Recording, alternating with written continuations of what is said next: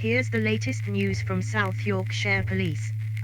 The countdown is on, towards a change in the law that could mean prison, for anyone caught selling psychoactive substances, previously known as legal highs.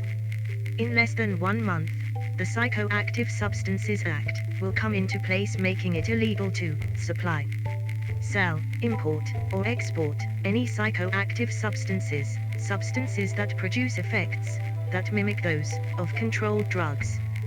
From April the 6th, anyone caught supplying or selling psychoactive substances could face up to 7 years in prison. Over recent weeks, officers from South Yorkshire Police have been visiting premises across the county to inform licensees about the upcoming changes to the law.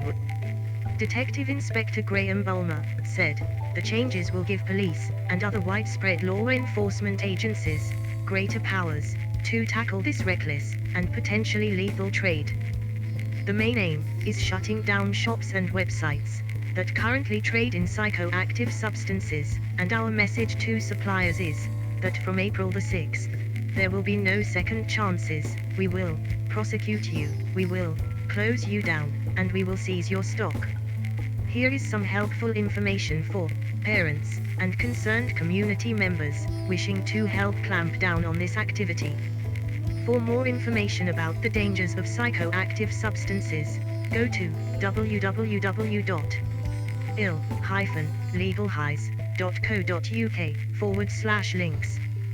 To report the sale of psychoactive substances, contact police on 101. You can also contact Crime Stoppers anonymously on 0800 555 111. Or you can email information to enquiries@southyorks.pnn.police.uk. This is MINA Woodridge.